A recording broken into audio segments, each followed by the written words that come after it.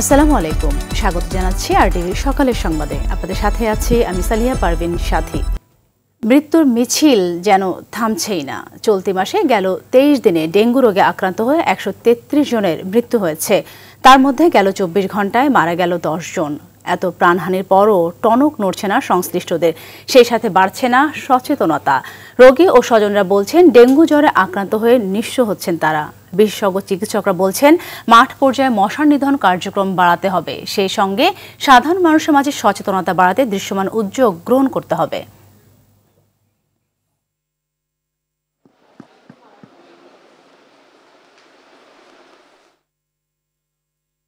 দর্শক, এই মুহূর্তে শহীদ সোহরাওয়ার্দী মেডিকেল কলেজ হাসপাতালে আছেন সহকর্মী বিপুল দেবরায়, সরাসরি যুক্ত হচ্ছেন তিনি।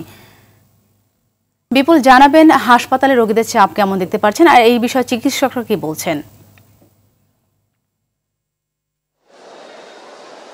সাথে আসলে যেমনটা বলছিলেন যে মৃত্যুর মিছিল কিন্তু আসলে থামছে না, এবং শহীদ সোহরাওয়ার্দী মেডিকেল কলেজ হাসপাতালের প্রতিটা বেডেই কিন্তু ডেঙ্গু রোগীদের সংখ্যা আগের থেকে বৃদ্ধি পেয়েছে। আমরা দেখেছি গত কয়েকদিনের তুলনায় কিন্তু রোগীদের চাপ কিন্তু আবার বাড়তে শুরু করেছে। বিশেষ করে আপনাকে বলতে চাই সেটা হচ্ছে শিশু এবং নারীদের সংখ্যা কিন্তু আবার হঠাৎ করে বেড়ে চলেছে। কিন্তু চিকিৎসকরা বা বিশেষজ্ঞরা বলেছিলেন যে শীত মৌসুম আসলে কিন্তু হয়তো এই প্রকোপটা কমতে পারে, কিন্তু আসলে সেটার আমরা ভিন্ন চিত্র দেখতে পাচ্ছি। অর্থাৎ বর্ষা মৌসুম শেষ হওয়ার পরেও কিন্তু শীত মৌসুমে ডেঙ্গুর প্রকোপ বাড়ছে। সেজন্য চিকিৎসকরা বলছেন যে আসলে যারা সচেতনতা বৃদ্ধির যে বিষয়টি সেখানে ঘাটতি রয়েছে। মানুষ শখের বসে অনেকে দেখা যাচ্ছে বিভিন্ন ফুলের টব এবং এসির পানি, এসি এখন হয়তো কিছুটা কম ব্যবহার হচ্ছে, তারপরেও ফ্রিজের পানিটার কথা বলছেন তারা, যে আসলে এগুলো সচেতনতার মধ্যে দিয়ে যদি এগুলো পরিষ্কার পরিচ্ছন্নতা না করার কারণে কিন্তু ডেঙ্গুর প্রকোপটা বাড়ছে। সেই সাথে ডেঙ্গুর যে এডিস মশাই, সেই এডিস মশাই তার জেনেটিকের যে রূপ পরিবর্তন করতে পারছে, এবং বাংলাদেশের যে আবহাওয়া রয়েছে সেটার সাথে তারা সামঞ্জস্যতা করে কিন্তু তাদের বংশবিস্তার করছে। এটা একটা বড় বিরাট কারণ বলেও মনে করছেন তারা। সেই সাথে রোগীরাও বলছেন যে আসলে প্রতিনিয়ত এই রোগে আক্রান্ত হয়ে এক এক পরিবারে কিন্তু 2 থেকে 3 জন পরিবারের সদস্যরা আক্রান্ত হচ্ছেন। এতে করে তারা কিন্তু নানাভাবে ভোগান্তি পড়ছে এবং নিঃস্ব হচ্ছেন। সেই সাথে এই চিকিৎসা পেতেও কিন্তু তাদের কিছুটা ব্যাক পেতে হচ্ছে, কারণ প্রতিনিয়ত যে হারে রোগীর চাপ বাড়ছে এবং চিকিৎসকরা সেবা দিচ্ছেন, সেই সাথে সাথে রোগীদের মধ্যে কিছুটা অসচেতনতার যে বিষয়টি সেটা দেখা যাচ্ছে। বিশেষ করে যারা ডেঙ্গু রোগে আক্রান্ত হচ্ছেন তারা কিন্তু দেরিতে কিন্তু হাসপাতালে ভর্তি হচ্ছেন। সেই ক্ষেত্রে বলছেন যে যারা দেরিতে করে হাসপাতালে ভর্তি হচ্ছেন তাদের কিন্তু শারীরিকভাবে নানা জটিলতার সৃষ্টি হচ্ছে। এতে করে একটা ভয়ঙ্কর আকার ধারণ করছে বলে মনে করছেন চিকিৎসকরা। তো সাথে এই ছিল আমার কাছে সর্বশেষ তথ্য। অসংখ্য ধন্যবাদ আপনাকে। দর্শক, দেশে ভয়াবহ রূপ নিয়েছে ডেঙ্গু পরিস্থিতি। এ বিষয়ে বিস্তারিত জানাতে চট্টগ্রাম থেকে আমাদের সাথে যুক্ত হচ্ছেন আমাদের আরেক সহকর্মী সাইফুল মাহমুদ। সাইফুল, জানাবেন চট্টগ্রামে ডেঙ্গুর সংক্রমণ কেমন দেখতে পাচ্ছেন, আর সেই সাথে আরেকটা বিষয় বলবেন যে চট্টগ্রামে মাঠ পর্যায়ে ডেঙ্গু মশা নিধন কার্যক্রমে সেখানকার প্রশাসন কতখানি তৎপর? জি সাথী, আসলে যেমনটি বলেছেন চট্টগ্রামে ডেঙ্গু পরিস্থিতি খুবই ভয়াবহ। গত 24 ঘন্টায় এক নারীর মৃত্যু হয়েছে এবং সেই সাথে 40 জন আক্রান্ত হয়েছে, এবং এই চলতি বছর টোটাল মারা গেছে 40 জন। 40 জনের মধ্যে 21 জন কিন্তু নারী, 4 জন শিশু, বাকিরা কিন্তু পুরুষ রয়েছে। এবং এই চলতি মাসে কিন্তু মারা গেছেন 15 জন, এবং এই চলতি বছরের মধ্যে এই সর্বোচ্চ মারা গেছেন এই মাসে, এবং এই মাসের আরো কয়েকদিন বাকি রয়েছে। এর মধ্যে আসলে কি ঘটে তা বোঝা যাচ্ছে না। তবে আক্রান্তের চলতি বছর আক্রান্ত হয়েছেন প্রায় 4000 জন, এবং সেই সাথে কিন্তু মৃত্যু এবং আক্রান্ত দুইটা কিন্তু পাল্লা দিয়ে বেড়ে চলছে। কোনোভাবে কিন্তু আসলে এটা নিয়ন্ত্রণ করা যাচ্ছে না। চট্টগ্রাম মেডিকেল কলেজের প্রতিটি বেডে কিন্তু এখন এই মুহূর্তে কিন্তু আক্রান্তের সংখ্যা অনেক বেশি। আমরা কথা বলেছেন পরিচালকের সাথে, তিনি বলছেন আসলে তিনি এর আগে 2টি ওয়ার্ডকে ডেঙ্গু ওয়ার্ড ঘোষণা করেছিলেন, পরবর্তীতে রোগীর চাপ বেড়ে যাওয়াতে তিনি আরেকটি ওয়ার্ডকে ডেঙ্গু ওয়ার্ড ঘোষণা করেছেন, এবং যারা খুবই মুমূর্ষ অবস্থায় আসছেন তাদেরকে কিন্তু তিনি সর্বোচ্চ সেবা দেওয়ার চেষ্টা করছেন। এবং আমরা কথা বলেছেন সিটি কর্পোরেশনের মেয়রের সাথে, তিনি বললেন আসলে তিনি মাঠ পর্যায়ে কাজ করছিলেন। এর আগে যেহেতু মেয়র ছিল না, মাঠ পর্যায়ে কাজ করা হয়নি, উনি বসার পরে মাঠ পর্যায়ে কাজ করছেন, এবং তিনি জানিয়েছেন তিনি প্রতিটি ওয়ার্ডে যেগুলি আসলে প্রতিটি ওয়ার্ডে ওষুধ ছিটাতেন, এবং যেগুলি হটস্পট আছে সেখানে কিন্তু উনি গুরুত্ব সহকারে ওষুধ ছিটাতেন, এবং তিনি বেশ কয়েকটি জায়গায় তিনি নিজে তদারকি করেছেন এবং তিনি নিজেও ওষুধ ছিটিয়েছেন। তবে সিভিল সার্জন জানিয়েছেন আসলে সচেতন না হলে কোনোভাবেই কিন্তু সম্ভব না ডেঙ্গু পরিস্থিতি নিয়ন্ত্রণ করা, সবাইকে সচেতন থাকতে হবে। সাথে এই ছিল আমার কাছে সর্বশেষ তথ্য। ধন্যবাদ আপনাকে। নবগঠিত নির্বাচন কমিশনের প্রধান নির্বাচন কমিশনার এএমএম নাসির উদ্দিন ও 4 কমিশনার শপথ নেবেন আজ দুপুরে সুপ্রিম কোর্টের জাজেস লাউঞ্জে তাদের শপথ পাঠ করাবেন প্রধান বিচারপতি সৈয়দ রিফাত আহমেদ। এর আগে 21 নভেম্বর রাষ্ট্রপতির নির্দেশে নতুন নির্বাচন কমিশন গঠন হয়। সাবেক অতিরিক্ত সচিব মোহাম্মদ আনোয়ারুল ইসলাম সরকার, অবসরপ্রাপ্ত জেলা ও দায়রা জজ আব্দুর রহমান মাসুদ, অবসরপ্রাপ্ত যুগ্ম সচিব বেগম তাহমিদা আহমেদ ও ব্রিগেডিয়ার জেনারেল অবসরপ্রাপ্ত আবুল ফজল মোহাম্মদ সানাউল্লাহকে নির্বাচন কমিশনার পদে নিয়োগ দেওয়া হয়।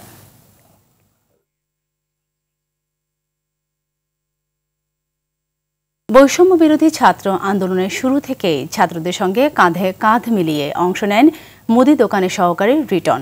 দোকানের কাজ শেষে উপস্থিত হতেন মিছিল মিটিংয়ে। গেল 5 আগস্ট যাত্রাবাড়ী থানার সামনে ছাত্রদের উপর চলা পুলিশের গুলিতে নিহত হয় রিটন। রিটনের অবুঝ 3 শিশু এখনও অপেক্ষায় বাবার ফিরে আসার। হাতিয়া থেকে ইসমাইল হোসেন কিরণের তথ্যছবিতে জানাচ্ছেন ইমরুল কায়েস। নোয়াখালীর হাতিয়া উপজেলার কৃষক পরিবারের সন্তান রিটন বৈষম্য বিরোধী আন্দোলনে যোগ দিয়ে 5 আগস্ট যাত্রাবাড়িতে পুলিশের গুলিতে নিহত হন। সেই সন্তানের কথা মনে হলে বারবার ভেঙে পড়ছেন বাবা আবুল কালাম। দরিদ্র পরিবারের সংসারে হাল ধরতে রাজধানীর যাত্রাবাড়িতে এক মুদি দোকানে কাজ নেন রিটন। বৈষম্য বিরোধী আন্দোলন শুরু হলে প্রতিনিয়তই অংশ নেন মিছিল মিটিংয়ে। তবে আন্দোলনের সময় পুলিশের গুলিতে মারা যাওয়ায় বিপাকে পড়েছে পুরো পরিবার। আমার ছেলে শরীর হওয়ার পরে ওই চৌদিকে পুলিশেরা ঘেরাও করি যখন গুলিবিদ্ধ করে তখন আমার ছেলের গায়ে গুলি আঘাত পড়ে। 1 ঘন্টা পরে হাসপাতাল পরে মারা গেল। পরে আমরা লাশ আনি দেশের মাটি দিছি। নিহত রিটনের স্ত্রী, 1 কন্যাসহ 3 সন্তান নিয়ে দুশ্চিন্তায়। অর্থের অভাবে ননদ ও দেবরের পড়ালেখাও বন্ধের পথে। স্বামীর উপরে আমাদের পরিবারটাই নির্ভর ছিল। আমার শ্বশুরও এখনো কোনো কাজকর্ম করে না, উনি অসুস্থ মানুষ, বাড়িতে থাকে। আমার স্বামী আমাদের সংসারটা চালাইতো। এখন আমাদের সংসারটা খুব কষ্টে চলতেছে। আমার বাবা এই 5 তারিখে আন্দোলন করতে গিয়ে গুলিবিদ্ধ হয়ে মারা যায়। আমি ওই হত্যার বিচার চাই। সম্প্রতি বৈষম্যবিরোধী ছাত্র আন্দোলনের কেন্দ্রীয় সমন্বয়ক আব্দুল হান্নান মাসুদ সহ একটি দল নিহত রিটনের কবর জিয়ারত করে। তবে রিটনের 3 সন্তানের জন্য স্থায়ী কিছু করার দাবি স্বজনদের। 3টা বাচ্চা, 2টা ছেলে 1টা মেয়ে। এখন এদের তো লেখাপড়া স্থায়ী একটা কিছু দরকার আছে। সেই ক্ষেত্রে এটার উদ্যোগটা আসলে কেউ নিচ্ছে না। নিহত রিপনের পরিবারকে সরকার থেকে যথার্থ সহযোগিতা করা হবে এমনটাই প্রত্যাশা স্থানীয়দের। Imrul Kayes, RTV।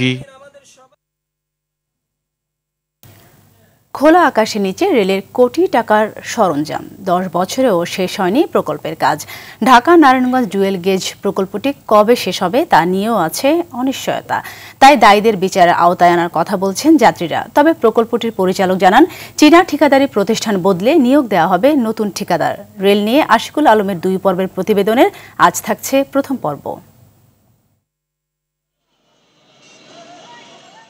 Dhaka Narayanganj dual gauge rail line প্রকল্পের কাজ শুরু হয় 2014 সালে। দীর্ঘ 10 বছর পার হলেও মেলেনি সুফল। 378 কোটি 66 লাখ টাকার প্রকল্প ডুয়েল গেজে রূপ নিয়েছে 658 কোটি টাকায়। খোলা আকাশের নিচে পড়ে আছে 100 কোটি টাকার মালামাল। মাদক আর জুয়ার আখড়ায় নারায়ণগঞ্জ রেল স্টেশনটি পুরোটাই অরক্ষিত। ছিনতাইকারী এখন বাইরে গেছে, নেশাগ্রস্ত মানুষ এখানে থাকে আশেপাশে। তো ওদের কারণে মাঝে মধ্যে দেখা যাচ্ছে রাত্রে আমাদের যে ডিউটি করার লোকজন, তো তারাও টিকেল দিতে অনেক সময় হিমশিম খেয়ে যায়। সরকারি টাকা তো মনে করেন সবাই লুটপাট করে রেখেছে। কাজের আগে মনে করেন টাকা ভাগাভাগি হয়েছে। আগে কাজ নিয়ে ঘোরাঘুরি করতেছে, ঠিকাদারেরা এটা লুটপাট করে খাইছে। অন্তর্বর্তীকালীন যে সরকার, তাদের কাছে আমাদের আহ্বান থাকবো, তাদের আন্ডারে যেন এই কাজটা অতি শীঘ্র করানোর চেষ্টা করে। রেলের মহাপরিচালক সর্দার শাহাদাত আলী ও প্রকল্প পরিচালক সেলিম রফ জানান, নারায়ণগঞ্জ সিটি কর্পোরেশন ও রেল মন্ত্রণালয়ের সমন্বয়হীনতায় থমকে আছে প্রকল্পের কাজ।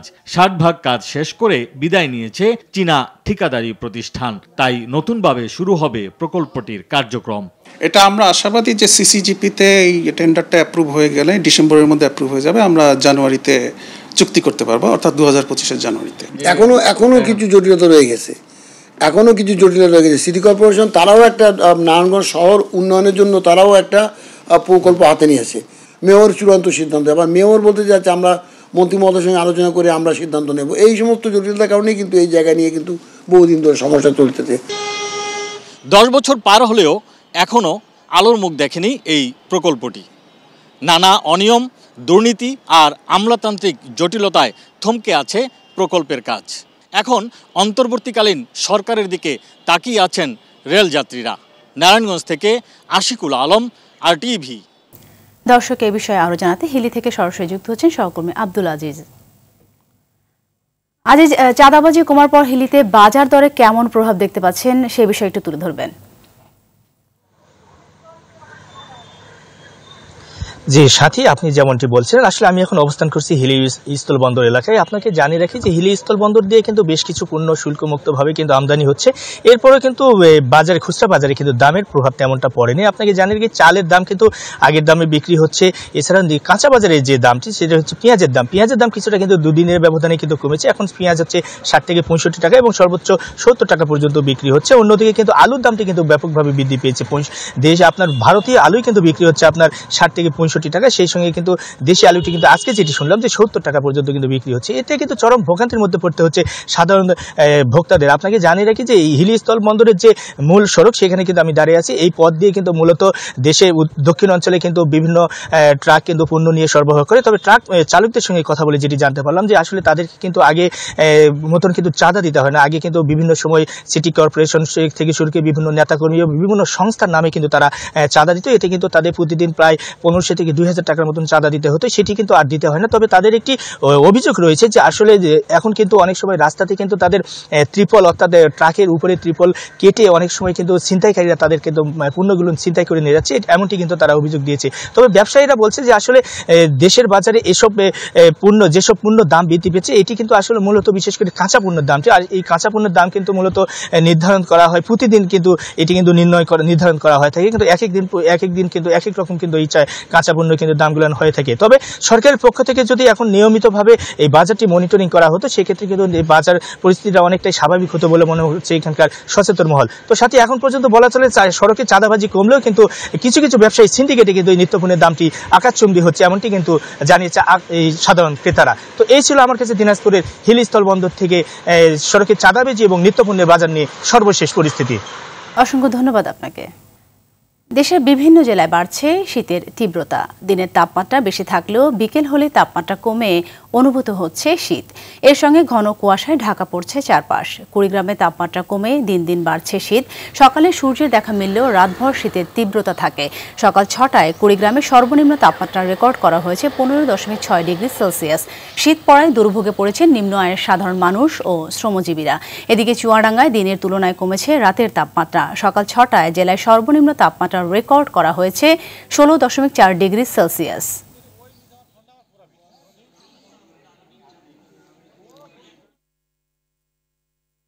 বহুল আলোচিত সাভারের তাজরিন ট্র্যাজেডির আজ 1 যুগ। 2012 সালের এই দিনে আশুলিয়ার নিশ্চিন্তপুরের কারখানার 117 জন শ্রমিক আগুনে পুড়ে মারা যায়। আহত হয় 2 শতাধিক। সেই দুঃসহ স্মৃতি আজও কাঁদিয়ে বেড়ায় হতাহত শ্রমিক ও তাদের স্বজনদের। তবে 1 যুগ পার হলেও এখনো আলোর মুখ দেখেনি হতাহতদের আর্থিক সহযোগিতা ও পুনর্বাসনের প্রতিশ্রুতি। আশুলিয়ার সংবাদদাতার তথ্য ছবিতে বিস্তারিত ইমরুল কায়েসের রিপোর্ট। ভবনের চারিদিকে আজও চিহ্ন রয়ে গেছে ভয়াবহ সেই অগ্নিকাণ্ডের। 2012 সালের 24শে নভেম্বরের এই দিনে ইতিহাসে সাক্ষী হয়েছিল আশুলিয়ার নিশ্চিন্তপুরের তাজরিন গার্মেন্টসের শ্রমিকরা। আগুনে পুড়ে মারা গিয়েছিল একে একে 117 জন, আহত হয়েছিল 2 শতাধিক। এই ঘটনার দেখতে দেখতে 1 যুগ পার হয়েছে, অথচ 12 বছরেও তাজরিন ট্র্যাজেডির স্মৃতি ভুলতে পারেনি সে সময়ের কারখানার শ্রমিকরা। 24 নভেম্বর এলেই মনে পড়ে যায় সেদিনের দুঃসহ স্মৃতি। এদিন কেউ হারিয়েছে মা, কেউ বা বোন, হারিয়েছে বাবাকেও। নিচতলা থেকে আগুন ধরছে, এটা থেকে আস্তে আস্তে উপর দিকে আগুনটা চলে যায়। স্মৃতি না মন হইলে কইলাম না, মাথা ঠিক থাকে না, যেটি লাফাইয়া পড়ছে কয়টা বাচ্চে আর সব মরে গেছে। দাউ দাউ করে খালি আগুন জ্বলতেছে, আর যার সময় কিনা লাশ গিলা বাইক করলো স্কুল মাঠে, বুঝছেন, খালি লাশ আর লাশ।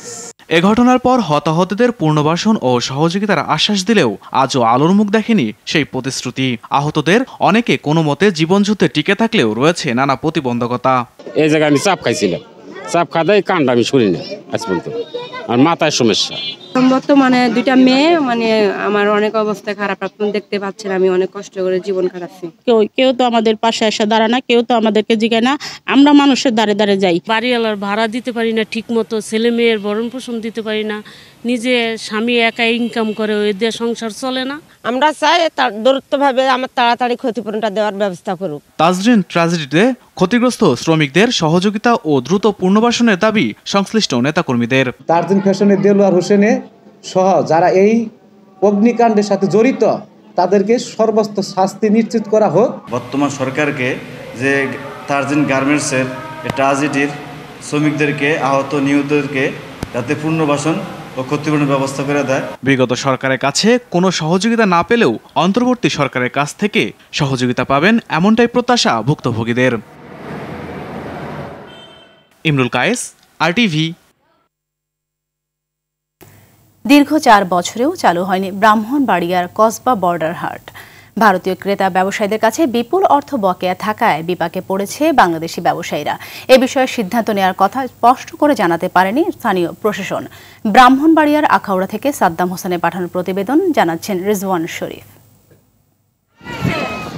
2015 সালে কসবার তারাপুর সীমান্তে ভারত বাংলাদেশ যৌথ উদ্যোগে প্রতিষ্ঠা করা হয় বর্ডার হাট। পর্যায়ক্রমে 100টি দোকান নিয়ে গড়া এই হাটটি উভয় দেশের ব্যবসায়ী ক্রেতা সহ সব শ্রেণীর মানুষের মিলন মেলায় পরিণত হয়।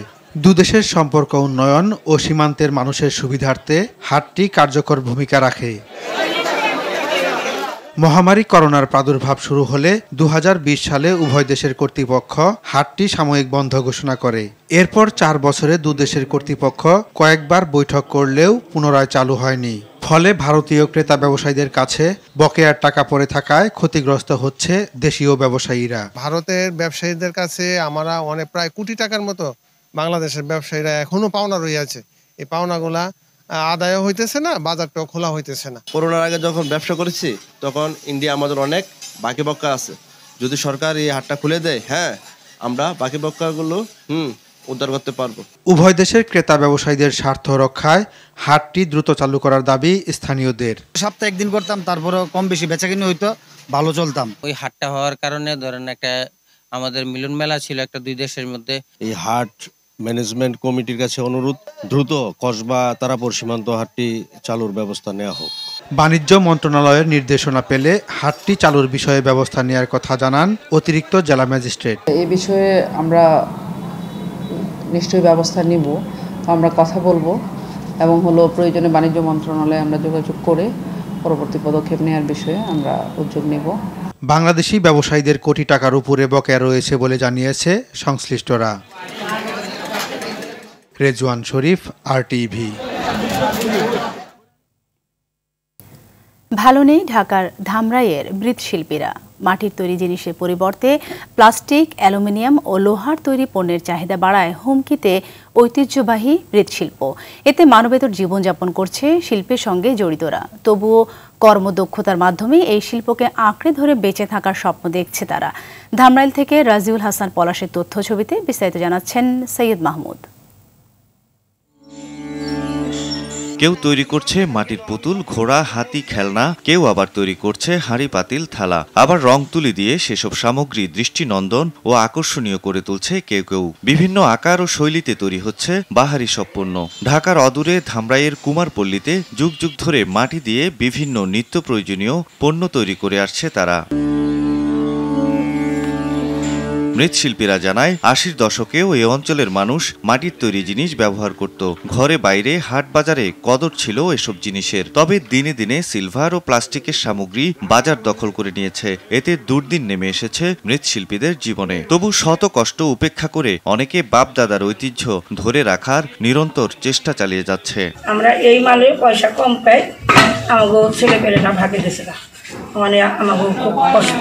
কারিগররা জানায় মিষ্টির দোকান ও বিভিন্ন রেস্তোরাঁয় এখনো মাটির তৈরি জিনিসের কদর রয়েছে, তবে তা খুবই সীমিত আকারে। এখানে ভালো হয় তো, এই কোয়ালিটিটা ভালো পাই, আমরা এখান থেকে কিনে নিয়ে ঢাকা নিয়ে সেল দিই মিষ্টির দোকান।